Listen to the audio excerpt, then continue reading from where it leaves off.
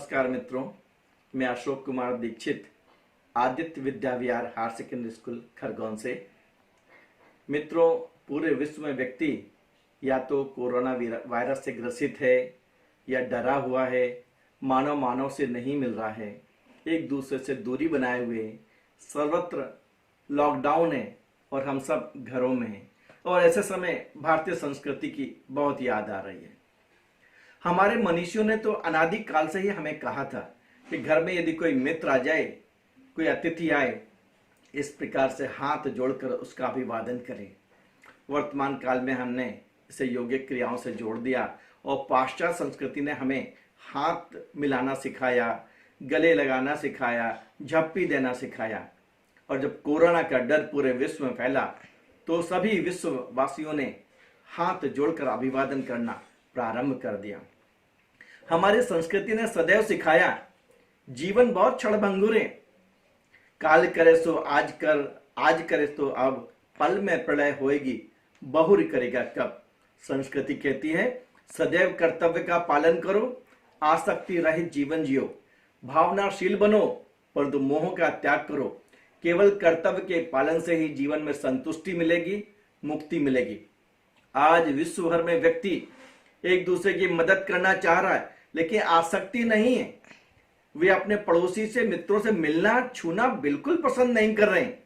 हमारी संस्कृति ने हमें कहा, वसुधैव कुटुंबकम, पूरा विश्व एक परिवार है। व्यक्ति किसी भी देश का हो, किसी भी धर्म का हो, किसी भी जाति या संप्रदाय का हो, एक का सुख सबका सुख है और एक का दुख पूरे विश्व का दुख है। आज कोरोना के समय देखने में आ गया, चाइना का एक व्यक्ति कोरोना वायरस से ग्रसित हुआ और पूरा विश्व विचलित हो गया। इसलिए तो हमारी संस्कृति में कहते हैं, सर्वे भवन्तु सुखिनः, सर्वे सन्तु निरामया, सर्वे भद्राणि पश्यन्तु मा कश्चित् दुर्भाग् भवेत्। सभी सुखी रहें, सभी निरोगी रहें। ब्रह्मा ने ये सृष्टि बनाई है, इस पे केवल मानव का अधिकार नहीं है, ये पशु और पक्षियों का भी पूरा अधिकार है। हाँ, मानव बुद्धिमान है, उसने अनेकों वैज्ञानिक खोज करके सृष्टि पर बलात् कब्जा करने की कोशिश की है। और आज विश्व के 199 देश जो कोरोना वायरस से ग्रसित हैं, वह फैक्ट्रियां, उद्योग बंद हैं और वातावरण में आज कोई विषैला धुआं नहीं है। सभी पक्षी निर्बाध रूप से आसमान में विचरण कर रहे हैं। यहां तक कि जंगल से भी पशु निकल के शहरों में आके वे ईश्वर को धन्यवाद दे रहे हैं। सृष्टि ने उन्हें भी अवसर दिया है। आज हम जगह जगह सैनिटाइजर के माध्यम से वातावरण को शुद्ध कर रहे हैं, जबकि ऋषियों ने हमें कहा है, प्रातः पूजन के पश्चात घर घर हवन होना चाहिए, इससे वातावरण शुद्ध होगा। परंतु समय के आपाधापी में अल्प होने के कारण हमने इस प्रकार के रिचुअल्स को कभी कभार ही करके अपनी जीवन शैली में शामिल किया है। आज लॉकडाउन है, हम घरों में, लेकिन यह कोई सजा नहीं है। हमारी संस्कृति में तो चतुर्मास की परिकल्पना है। इन चतुर्मास के दौरान हम एकांत में रह के अपना आत्मनिरीक्षण करते हैं, अपना विश्लेषण करते हैं, शरीर शुद्धि की क्रियाओं का पालन करते हैं, अपने परिवार के साथ समय बिताते हैं।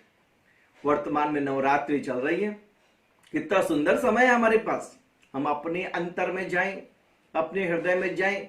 हृदय जो तीर्थों का तीर्थ है, हृदय जो भावनाओं का केंद्र है, वहां अपने विचारों को शुद्ध करके, अपनी भावनाओं को परिष्कृत करके यह प्रेम अपने माता पिता के साथ बांटें, अपने पत्नी बच्चों के साथ बांटें और अपने घर को स्वर्ग बनाएं।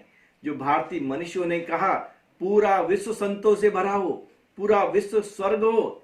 आए इस समय सकारात्मक सोच के उचित पहल करें। मेरा निवेदन है, हम सब लॉकडाउन का पालन करें और अपने सृष्टि को बचाने में अपनी भूमिका निभाएं। नमस्कार।